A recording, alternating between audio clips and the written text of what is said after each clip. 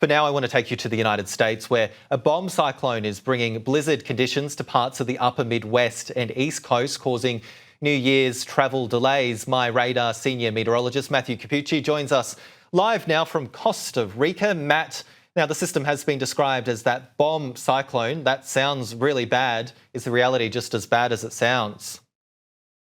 Yeah, Jack, good to see you. This cyclone has a little bit of everything. It produced 7 tornadoes over parts of Illinois and Indiana. It delivered an intense blizzard to the upper Midwest with winds gusting over 100 kilometers per hour, upwards of 60, 70 centimeters worth of snow for some, an intense ice storm in northern New England, Maine, Vermont, New Hampshire, with upwards of a centimeter worth of glaze, and then, of course, very strong winds along the Great Lakes, causing something called a seiche. You push water across the lakes. Buffalo, New York saw 2 meters of water level rise, in addition to freezing spray and winds gusting there upwards of 130 kilometers per hour. This bomb cyclone had a little bit of everything, and it's somewhat rare to get a bomb cyclone so intense over land. To have this storm kind of do what we call bomb out, rapidly intensifies. So really a very dynamic system, and it's still not quite done. Yeah, I was reading around 9,000 flights impacted by this, and it's also the time of year, Matt, where 100 million Americans are expected on the roads. Of course, it is the New Year period, plenty of people taking time off, plenty of people visiting family as well. So those conditions must be pretty dangerous out there. Yeah, they definitely are. The roadways have been pretty rough in many places, not just because of the snow and the ice, but the reduced visibilities. When you have the wind whipping up the freshly fallen snow, you get visibilities down below 100 meters at times. The other really interesting thing with this system, too, was the extremely rapid temperature drop.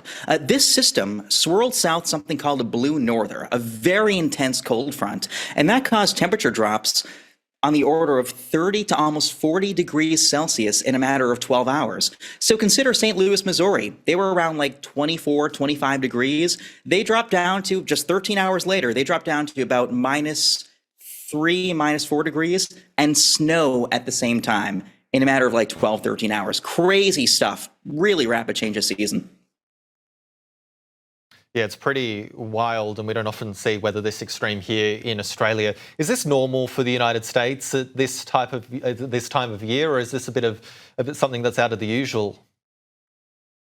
Yeah, so we see these bomb cyclones usually over the open ocean. You need something called the baroclinic zone, a clash in the atmosphere of air masses to get this intense low-pressure system sucking air upwards and sort of out the center and causing like a vacuum effect to pull in strong winds. Usually you get that over a warm ocean current. Once in a while, you can get it over land. I was surprised to see one happen this intense, this dynamic over the Great Lakes in the United States.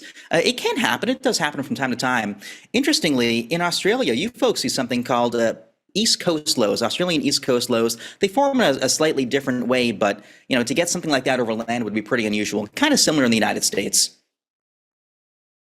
And just quickly, what areas are most at risk over the next few days, Matt?